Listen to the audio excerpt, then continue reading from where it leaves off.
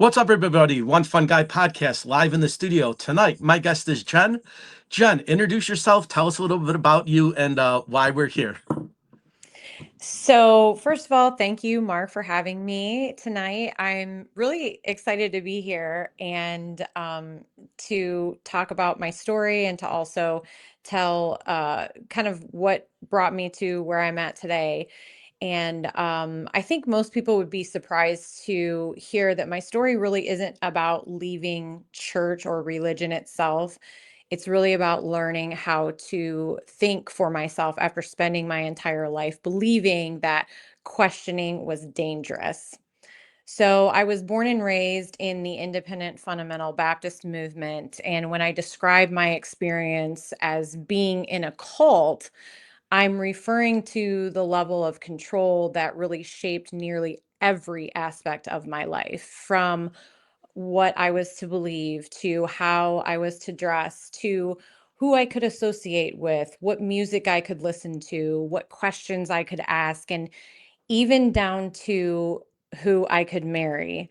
And that ultimately became an arranged marriage. So, looking back, that level of control really affected every aspect of my life. I was raised a pastor's daughter, so that only intensified the pressure. Our family was under a constant microscope, and I learned very early on that appearances were something that really mattered more than anything else. For years, I believed that if I just followed the rules, everything would work out. And life eventually taught me something quite different.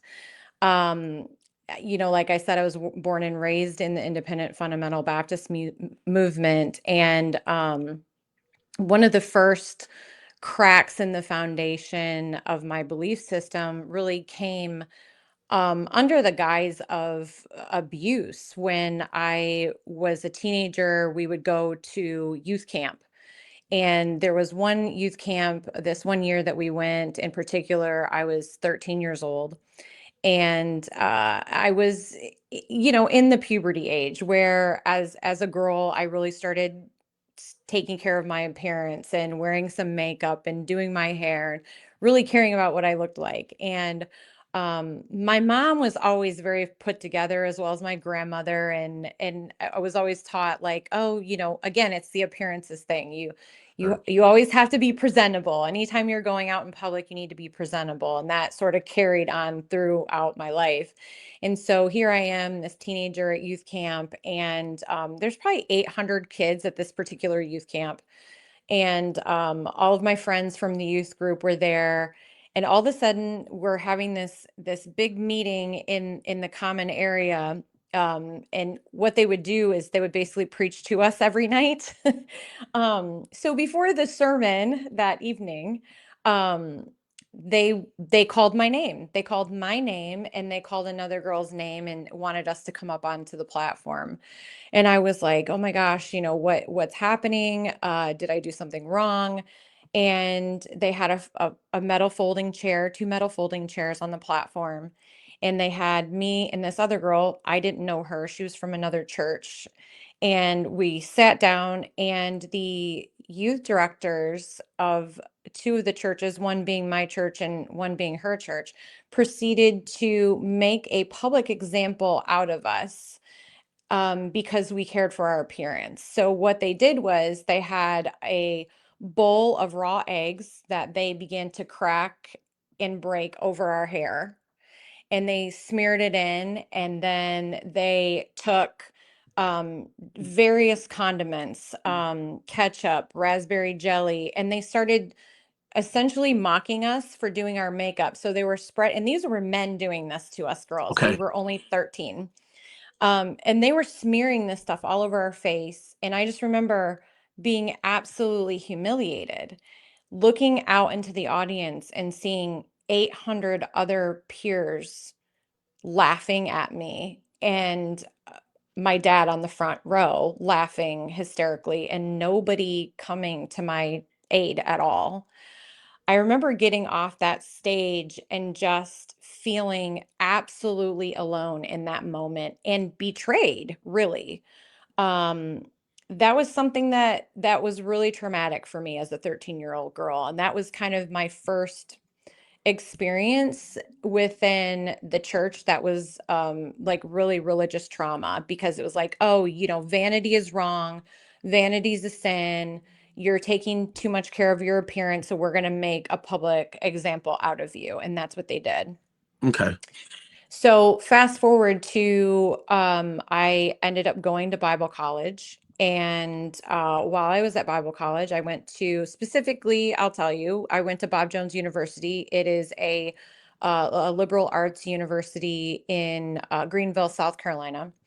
And while I was at the university, I met a guy when we were freshmen, our second semester of freshman year. We were same year, and we dated for 3 years. We were very serious. He was my college sweetheart. We had plans to marry after our senior year. And so we had, been around each other's families. Our families were well aware of the seriousness of our relationship and our intentions. And so we went on this trip, me and my mom and dad, and Okay. he and his mother and father, and we went on this trip up north Michigan to Mackinac Island.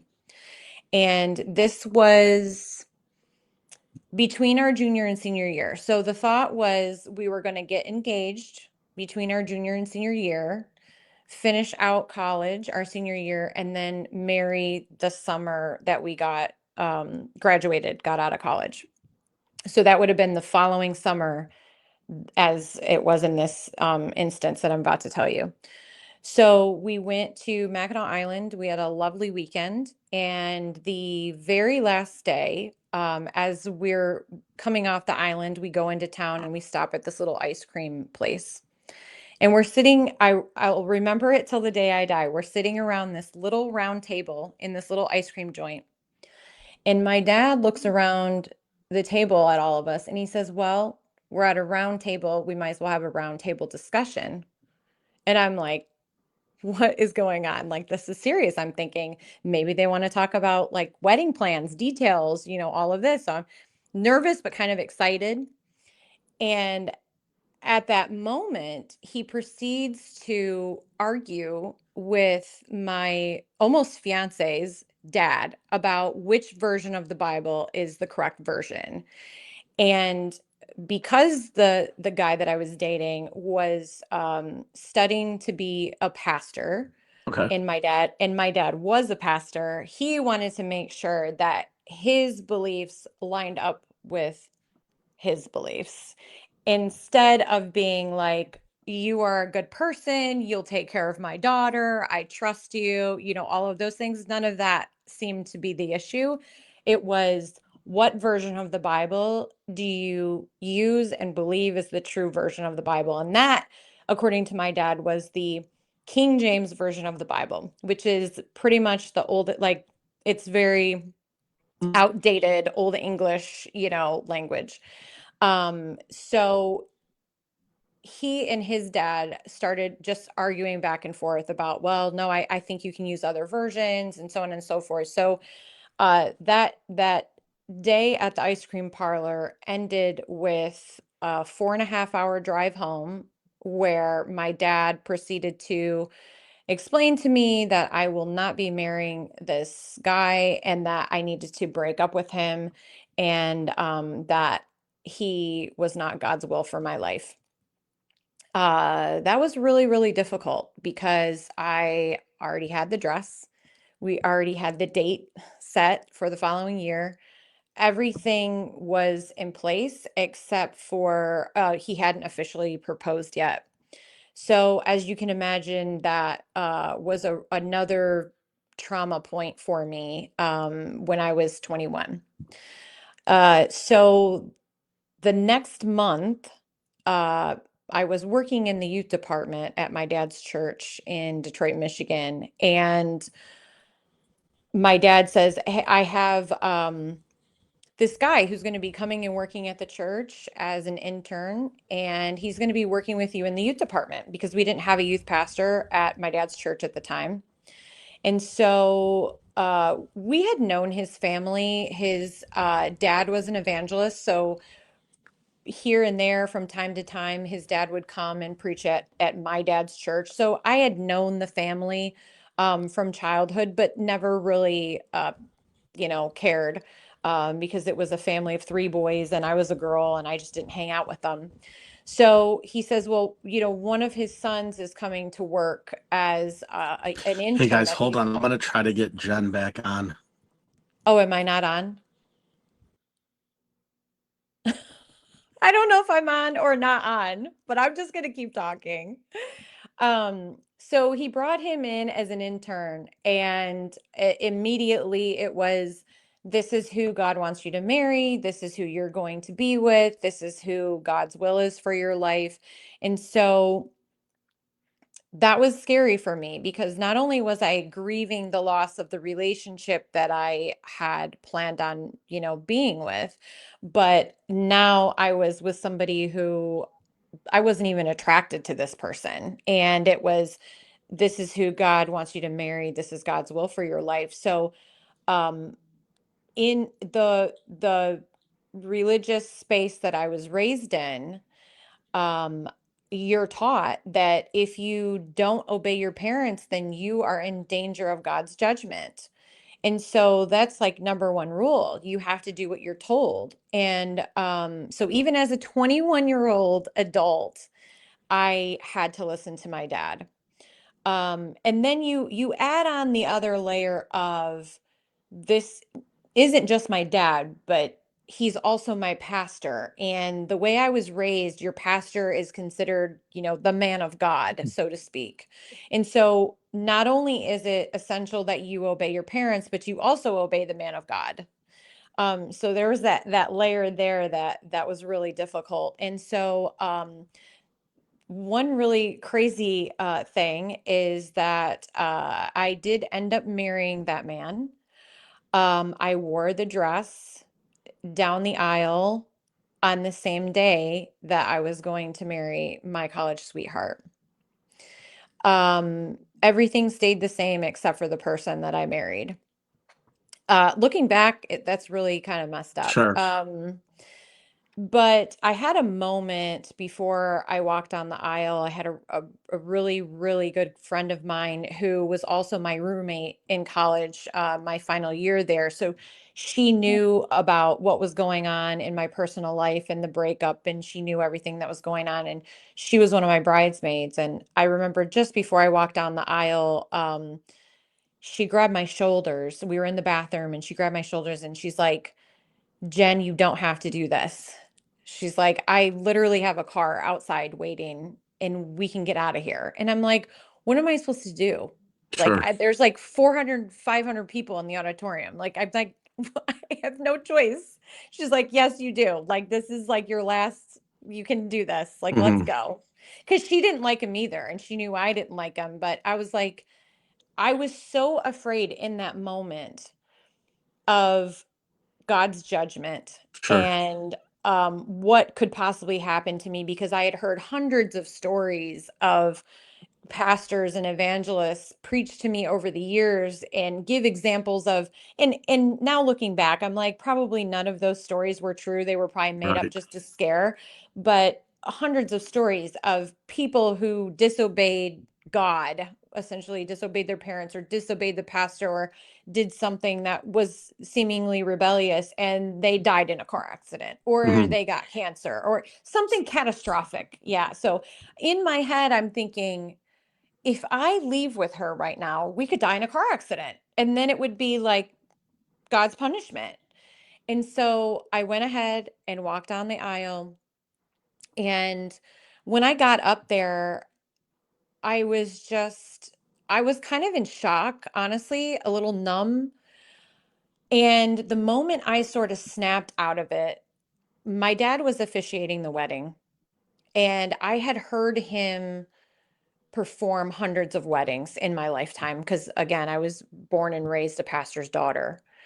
And I knew the vows like the back of my hand. I knew every word he would say in the ceremony. And he got to this one part where he changed the words and it really caught me off guard.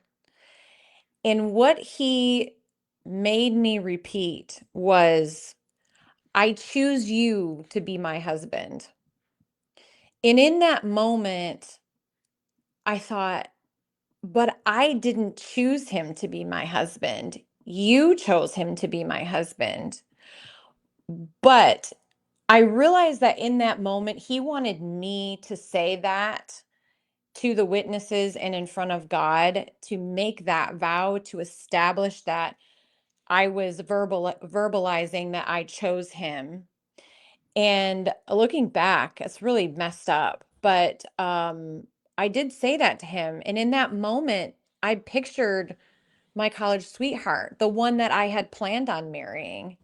And I started crying. And I'm sure people in the audience were thinking, oh my gosh, like how sweet. She's having an emotional moment. She really probably loves him, all of this stuff. But it was quite the opposite because I was literally thinking, I'm effing up my life right now in this moment in real time. And I ended up going through with it, saying the wedding vows, and we went on our honeymoon. The first couple of days were pretty normal. But after a few days, he started becoming abusive. Um, Throughout 5 years of our marriage, the time that we were married, about 5 years, he was abusive to me. Now, my dad had established him as the youth pastor officially of his church. So now I'm a youth pastor's wife in my dad's church, the church I was raised in. I'm being abused at home. I have no one I can talk to. I can't go to my dad, he's my pastor. I can't go to my mom, she's my pastor's wife. I counseling was sort of shied away from because it was like, well, if you got to counsel, you go to your pastor. Well, that was my dad. And then here I am as the youth pastor's wife in a leadership position where I had to be a certain way. I had to carry myself in a certain way and I couldn't make out that something bad was happening in my marriage. I had to act like everything was fine. And I remember having a moment where I'm like, I can't live like this anymore. And we had struggled to conceive for several years. And of course, that was, all of my fault, and I must have done something wrong, and all of that kind of thing. And I was actually talking to two women that I worked with, and I was trying to figure out a way to leave him. And during the conversation, I had just casually mentioned that I had missed my cycle. And my coworker was like, "What? You never miss your cycle." I mean, we're all women. We talk about Right. this, right? At work. And I said, "I know, but I've been under a lot of stress, so that's probably what it is." And she's like, "Nope, you got to go to the drugstore and get yourself a pregnancy test right now." So we ran across the street. We got a pregnancy test, and it immediately showed that I was pregnant. At that moment, I was happy because I wanted a child. Because I thought if I'm stuck in this situation, at least I would want a child to give love to. Because I had love Mhm. to give, and I certainly wasn't giving it to him, and he wasn't Sure. giving it to me. So I'm like, I got to try and make the best out of this because I'm trapped. And so in that moment, I was both happy, but also terrified because I had just been talking about how can I leave him? And to me, it was Mhm. like God telling me, you can't Right. leave him. You're staying put. Yeah. So I ended up having my daughter, which was amazing. But the abuse just got worse. And when she was about 4 or 5 months, I started really praying and saying, God, now that I'm a parent, I see what loving a child, loving something that comes from you, right, can feel like. And so now it's not just about me, it's about her and protecting her and showing her that this is not okay for anyone, even if it's her father, to treat her or me this way. And so it became more of a protection thing for me. And I started praying and saying, like, God, you know, in the Bible, in your word, it talks about that we as earthly parents want good things for our children, but you as our heavenly father want more for us. Well, I, as a parent now, would never expect my daughter to stay in an abusive relationship because of some wedding vows that were made. And so I started thinking, God wants more for me than I even want for my daughter. So I need to start thinking in terms of what am I going to do? Because this is not going to be a permanent situation for me. And so a couple months later, she was about 6 months at the time. We were taking a trip out to California for this youth conference. And it was a group of about 8 teenagers from the youth group, ranging from like 10th grade to 12th grade. And we were going out to this college in California to go to this youth conference, and it's a way for this college to get people from youth groups to come explore their college campus and see what life would be like at their college. So it's sort of one of those things. So we went out there for 3 days with about 8 of the teenagers from the youth group. And after the first evening, I get a knock at my hotel room door and open the door, and it's a couple of the teens.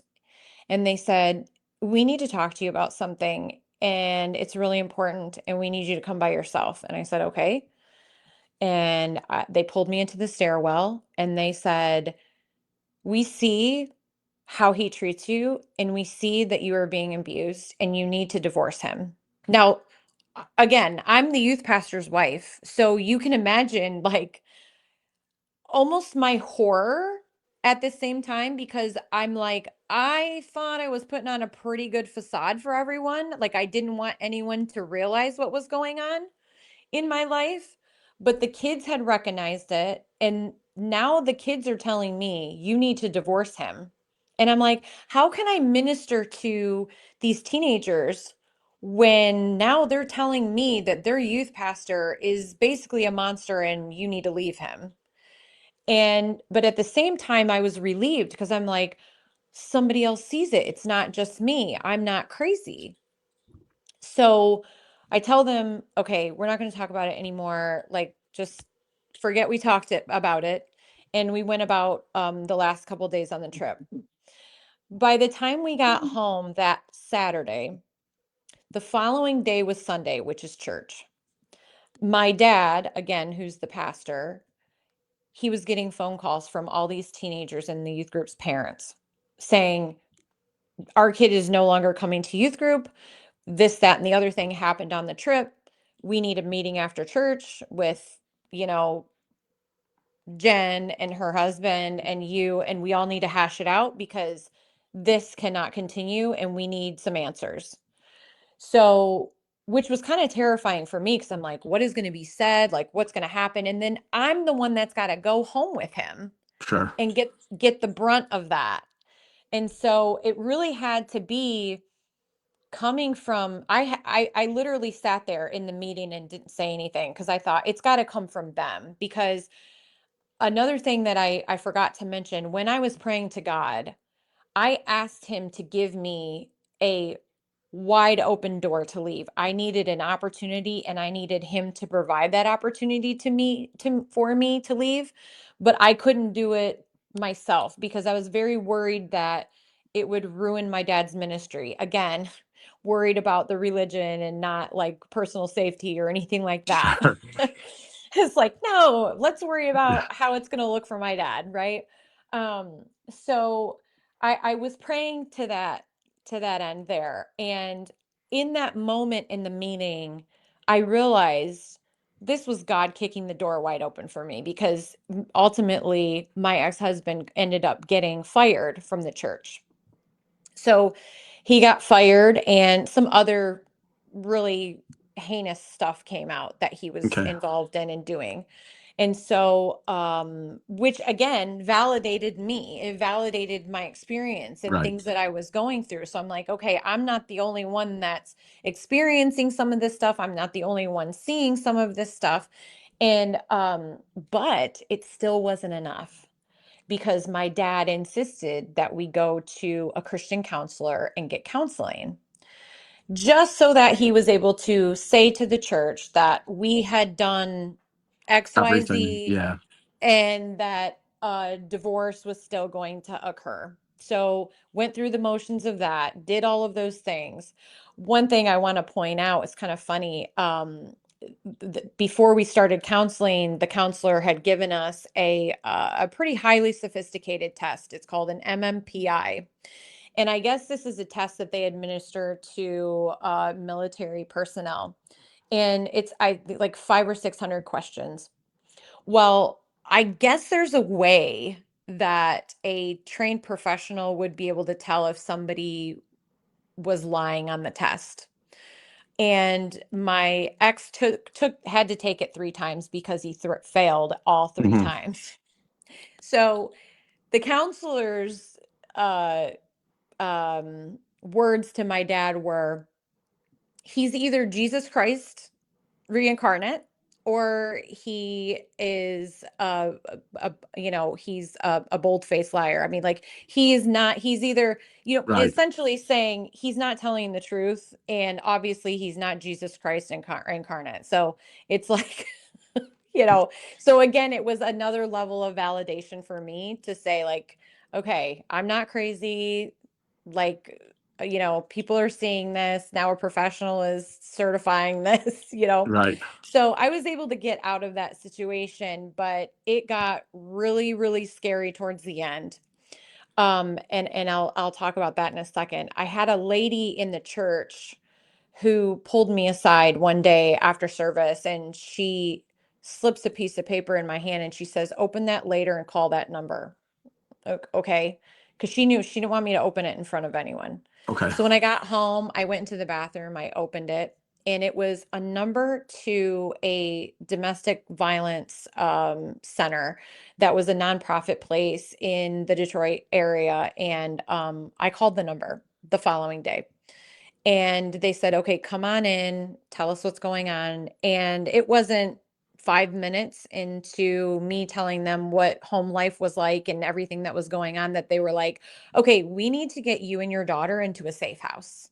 Hmm. Well, that freaked me out because I'm thinking, is this worse than what I think it is? Like, I'm living in this situation day in and day out. I know it's bad, but is it as bad as she's acting like it is? Maybe I'm but kind of blinded by it because I'm living Sure. in it. And so that really scared me. And ultimately I didn't go to the safe house. What the last night that we were at the house, kind of a funny story. Kind of funny, kind of not funny. Um, but my friend who tried to get me to not walk down the aisle, she actually went through a divorce the year prior and ended up moving in with us. We had redone our basement and made an apartment downstairs in the basement for her. And so her and I started, going out, going shopping, all of these things. And in my mind, I knew the divorce was coming because I'm like, I know I'm going to file. I just hadn't left yet because I was waiting for an opportunity to leave. Hmm. And so I guess you could say, according to the church, we started breaking some rules and being a little rebellious. And so when it came to, we would go shopping at the mall, and I laugh now because we would go to Forever 21. and and at the time, it was like the clothes that we would buy there were scandalous. I mean, I wasn't even allowed to wear pants as a woman in the church. Like, you had to Okay. wear long skirts and dresses like that Sure. had to cover your legs, and I couldn't wear something like this. Like, this is you had to basically cover yourself up because as a woman and a girl in this religion, you're taught that if you make a man lust after you, then you are responsible for that sin. Okay. And so they always teach modesty with the women and girls. And so going to Forever 21 may seem like a very small thing to most people, but the way I was raised, it was a very big thing. So we would go, we would buy these cute outfits, and I remember one evening we were out shopping and we came back to the house, and it was either me or her was wearing like a little, I don't, it wasn't even a mini skirt. It was just Sure. above, it was above the Right. knee, and that was like something you couldn't do. And so that night, everyone went to bed in their respective bedrooms. Him and I were not sleeping in the same room at that time. And he had started saying things like, if you ever try to leave, he Right. would show he would show me one of Hmm. these on the nightstand, and he would say, if you ever try to leave, just so you know, like giving me, without saying it, giving Sure. me a warning. And so my daughter at the time, she was about 6 months. And so I kept her in my room with the door locked at night, and we slept together in the bed. And so he was in the other room. And I remember that evening, door was locked, and it was about 1 in the morning. And all of a sudden, he busted open my bedroom door, and it was dark. I had all the lights off because we were sleeping, and all I could see was his silhouette because he had the hall light on and in the doorway. And I thought, is he gonna unalive me? Like what? In that moment, I had no idea what was going on.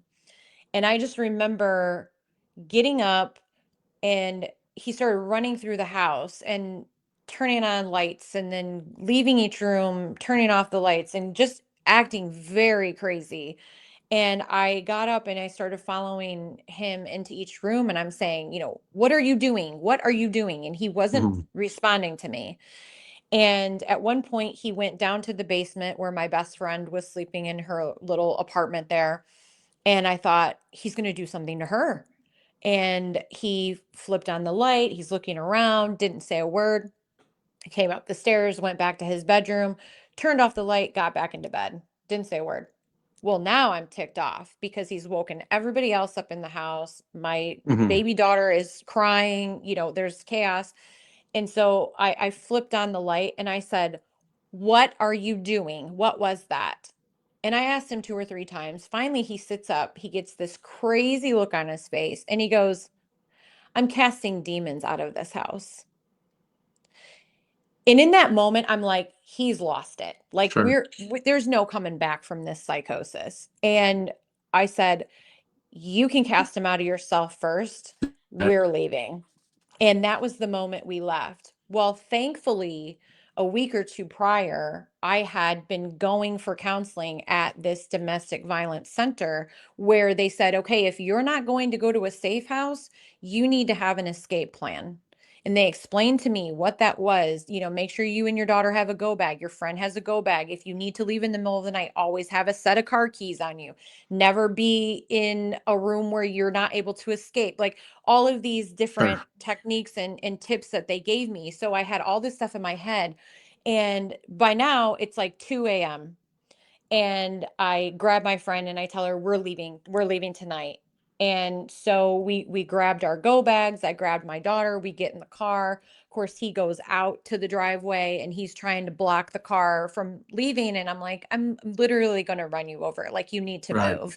To the point where I had to start kind of pushing forward to where he Hmm. thought he knew I was serious, like, get out of the way.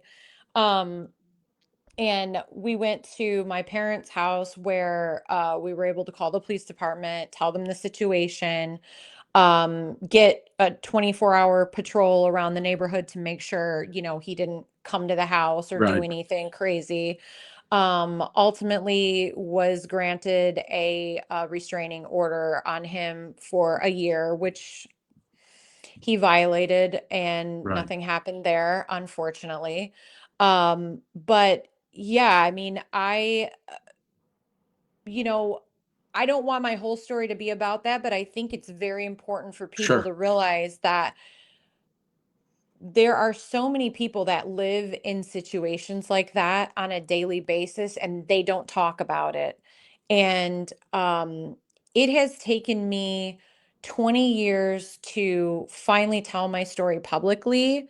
I first told it about a year and a half ago on a podcast with my friend David Keck. And ultimately, he took that episode and said, take this and start your own podcast because I think you can help a Sure. lot of people. And what I ended up realizing was for years, I kind of sat in this depressive attitude of anger, resentment, bitterness. I was pissed off at God, to be Right. honest with you, because I was like, really, dude? Like, you're gonna, you're, I did all the things that I was supposed to do. Like, I obeyed my parents. I was a good Christian girl. I dressed the way I was supposed to. I learned scripture. I read the Bible, all those things. And ultimately, this is where it landed me. Like, thanks a lot. Right. And I ended up deciding years later that sometimes we're given these hardships in order to learn lessons from them. And I'm like, you know what? The best way to win over my abuser is to use this story to help other people and to turn it into not condoning what happened to me and Right. not saying it's okay that he did that, but how can I turn this into a positive? And so that's where I'm at now. That's what I'm doing with my podcast. Sure. And it's not just about people who are in abusive situations. I tell my personal story. There's part one, part two, part three on my podcast, but I'm able to have survivors of cults on. I'm able to have experts on who are scholars of the Bible, who are historians, who are therapists of religious trauma. I had a Sure. sex therapist on recently. You Right. know, I I want the platform to allow people a safe place to come to, no judgment, fully accepting of everyone, to say, hey, maybe you're still a Christian. Maybe you still sit in a pew every Sunday morning, but you might have some questions like some things are not adding up, or you're seeing hypocrisy Right. in the church, or you're thinking things aren't what they seem. But you're still going on a regular basis. You don't want to throw your religion out, but you're searching. Okay, my podcast talks to people like that. I have people who have completely left Christianity altogether who are atheists. I have people who are completely out of Christianity but are very spiritual people who see God in a totally different way than the way that they were raised, and that's where I would categorize myself. Um and people who have deconstructed and reconstructed a different way of Sure. thinking. And so it's pretty vast and all encompassing, but I think that everyone has a story to tell. And I think that it's so important to have a community of people to where we're able to, um, kind of, Right. help each other, support Sure. each other, but also commiserate with each other. Yeah. Some of those moments that we've all experienced one way or another. So, yeah, I mean, I will tell you a happy ending is I ended up meeting my current husband. We've been married for gosh, it's 13 years this month actually, in just a couple weeks. And I met him through some mutual friends of mine. He was a firefighter in the Detroit area, and it was kind of love at first sight. And we've been married for 13 years now, and we have two children together. And the cool thing about him, I say to everybody, it's kind of nice because he was sort of a clean slate. He wasn't raised with any kind of religious background whatsoever. Grandma didn't go to church, aunts didn't go to church, nobody went to church. So when I told him about my experience growing up, he was the first person to say to me, "You were raised in a cult." And I'm like, no, I wasn't raised in a cult. What are you talking about? And over time, I sort of realized that he was right. And it definitely was a form of a cult. And that's something that's also helped me with my deconstruction and also having grace for those who are still in that mindset. Because as a podcast host myself and in the space that I'm in, I get a lot of criticism from people who are still in the church, in the way I was raised, and in a lot of Christianity. And I just don't, it doesn't bother me, honestly. Um, and I use it as content now, to just say, like, this is what people think. Like, I've had people tell me, you were never really a Christian. I've had people tell me, you're going to hell. I had one guy tell me, you're not suited out to be a podcast host, but maybe, you're a decent looking person. You could probably do OnlyFans. Why don't you try that? Because you're going to hell anyway. So it's been an interesting ride. But one thing that I've come to realize doing this podcast is that there are thousands of people carrying similar stories who simply need someone to say, you are not alone. And that is what I'm doing. Um, and so the podcast has really become a place for, honest conversations. And again, I say I've interviewed survivors, therapists, scholars, researchers, authors, scientists, and experts on subjects that I was never allowed to explore growing up. One thing I'd like to note is I don't tell people what they should believe. I want people to come to a conclusion on their own, because everyone's spiritual journey is unique to themselves. And yeah, so I just create a place for curiosity and healing and critical thinking and respectful conversation. Sure. Now, obviously, we're coming into the 45-minute mark. I usually do my podcast is about an hour. I have a bunch of questions. Do you want to continue this now and go over, or do you want to do a part two, or how are you on? It's totally up to you. Because I'm good with whatever you want to do. a couple of my questions were like what you've gone through, and people watch movies on TV. How accurate is Hollywood when they have these movies about people trying to escape cults or communes? Is that pretty accurate in the way that they portray that? Or is that a lot of Hollywood fluff? Like, if you've seen any movies where people are like that, obviously there's a few horror movies that kind of come to mind where Mhm. they, M. Night Shyamalan did one, right, with The Village, where Yeah. they lived in a kind of a, you were meant to believe it was the 17